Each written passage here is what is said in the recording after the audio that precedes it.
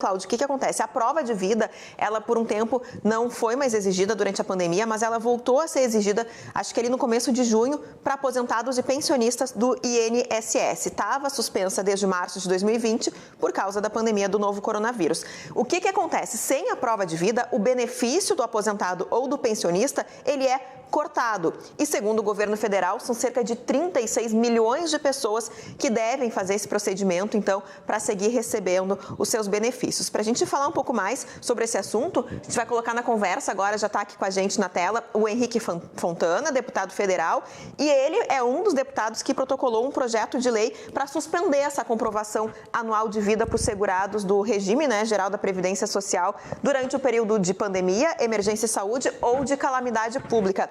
Lhe dou uma boa tarde, deputado, e gostaria já que o senhor explicasse qual que é a ideia principal desse projeto de lei, o que se quer evitar fazendo a suspensão, então, dessa prova de vida.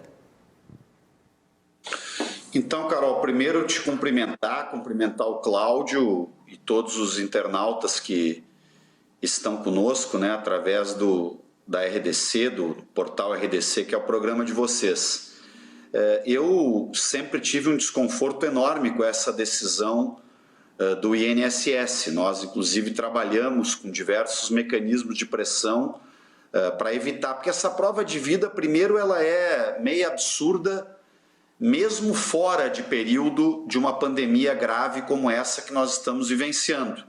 Porque com as tecnologias disponíveis hoje, não há nenhum motivo para tu fazer uma pessoa idosa sair da sua casa e ter que ir até uma agência para provar que ela está viva. Mas numa pandemia, e com o nível de intensidade que a pandemia ainda está, infelizmente, no Brasil, vamos lembrar que hoje ainda nós estamos perdendo em torno de 1.600, 1.700 brasileiros e brasileiras que morrem diariamente. Ela se torna ainda mais absurda. E quando no dia que eu li aquela notícia do pai do Beto, eu sou muito amigo, temos uma relação muito próxima, que convivemos muitos anos como deputados federais na Câmara, aquilo me revoltou ainda mais e no mesmo dia eu resolvi então protocolar este projeto de lei, que evidentemente é mais um mecanismo de pressão, porque a maneira mais rápida de evitar que a prova de vida continue é uma decisão do Supremo, que nós esperamos possa ser tomada a qualquer instante.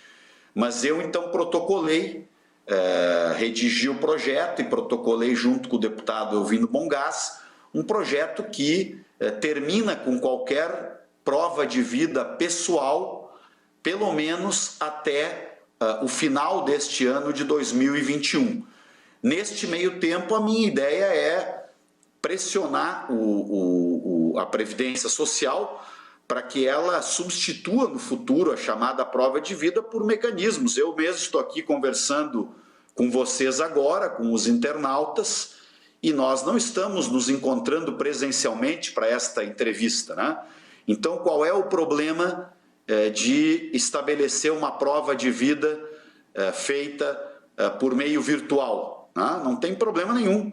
Pega o exemplo aqui mesmo que uma pessoa idosa eventualmente tenha dificuldade de acesso à internet e etc., é muito mais fácil que um filho, um amigo, um parente desta pessoa idosa leve o seu celular até a casa onde está a pessoa e faça a tal prova de vida pelo meio virtual, do que submeter as pessoas a este absurdo. Então é o que eu chamo dos famosos erros absurdos de decisões burocráticas e insensíveis, além de totalmente absurdas. E quero, como esta é a primeira entrevista que eu dou depois de protocolar o projeto, eu tive a alegria de a primeira pessoa para quem eu enviei o projeto protocolado foi para o meu amigo Beto Albuquerque.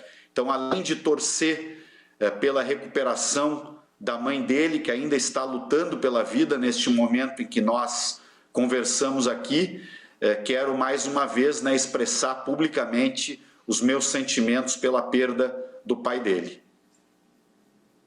Cláudio falando, obrigado mais uma vez por conversar com a gente. Deputado, concordo plenamente sobre a questão justamente da tecnologia, um exemplo, como o senhor comentou aqui, a gente está conversando, e também a questão numa certidão de óbito que a gente tem nos cartórios, um cruzamento, todo mundo que morre, que falece, que recebe uma contribuição, vai ter que ter uma certidão de óbito para ser sepultado e isso aí pode ser cruzado, vai ser feito um cruzamento de dados.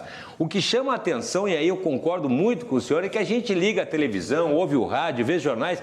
Eu sei que as fraudes existem no INSS de milhões de reais. Todos os dias a gente vê gente fraudando. Agora, eu nunca vi um velhinho, um idoso, vamos falar aqui, fraudando o INSS com valores, às vezes, de um salário mínimo.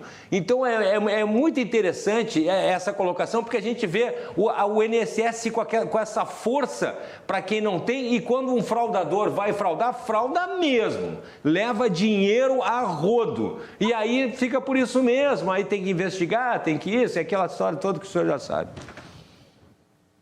Cláudio, inclusive, a situação que tu colocas, ela mostra bem o absurdo dessa iniciativa da chamada prova de vida, porque é uma espécie assim de incentivo, né, à ideia de que todos seriam fraudadores até provar o contrário. Isso. Tá? Exigir que todo o cidadão aposentado prove que está vivo é uma coisa absurda por si só. Se contar isso em qualquer ambiente, em outros países, as pessoas talvez não vão acreditar no que se está dizendo. É uma ideia assim de inverter o ônus da prova, né? Porque, como tu disseste, primeiro, nós temos um sistema bastante organizado no país de registro de óbitos. Então, o INSS, a Previdência Social, teria e tem todas as condições tecnológicas de cruzar, né, os seus controles de pagamento de benefícios, neste caso de aposentadoria, com o sistema de controle de óbitos que o país tem. E, segundo, jamais daria para admitir a ideia de que todo mundo tem que se mover de casa para ir lá provar que está vivo. Quer dizer, é uma espécie de inversão do ônus da prova absurda. A ideia: todos estão me fraudando até que provem o contrário. É uma visão, assim, de uma ostensividade burocrática inaceitável. Deputado, então, para que se entenda, né, foi protocolado esse projeto de lei para suspensão. Quais são os próximos passos agora para a gente, né, ter continuidade nesse sentido?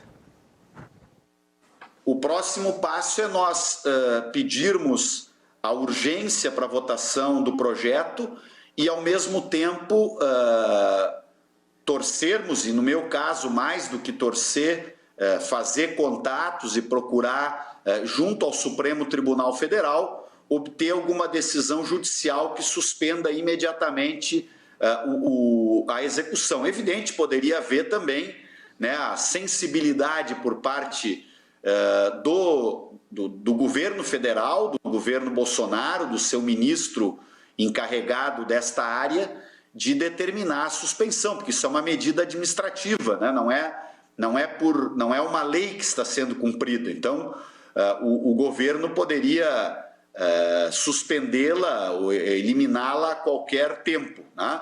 Então, sempre o caminho legislativo ele é um pouco mais demorado, porque ele precisa ser apresentado um projeto, tem que encontrar um lugar na pauta para ser votado e tem que votar também no Senado, né? O Brasil é um país bicameral, qualquer lei tem que ser votada na Câmara e no Senado. Então, a gente aposta, e eu estou trabalhando em todas estas frentes, no sentido de suspender o quanto antes esta exigência absurda.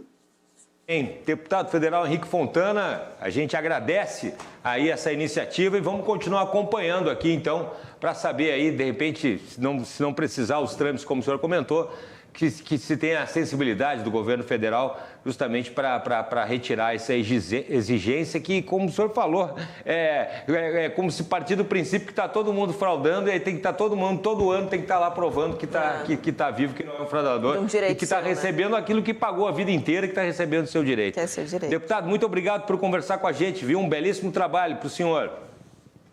Um abraço grande, Cláudio, para ti, para a Carol. Para mim foi uma alegria, uma honra conversar através deste veículo que está se consolidando como um importante veículo de comunicação no nosso estado. Parabéns para o trabalho de vocês. Obrigado. Sempre às ordens. Obrigado, Obrigada, deputado. bom trabalho pro senhor trabalho, também. até a próxima. Deputado federal Henrique Fontana, então, fazendo aí um apelo, né, para que o governo federal se sensibilize, aí retire. Gostei da colocação do deputado. Parece que está todo mundo fraudando o INSS, você tem que ficar lá provando. E como diz, mandar um abraço e um beijo para o meu pai Roberto Brenão Andrade, aposentado, 80 anos, que sempre às vezes chega em casa dizendo isso.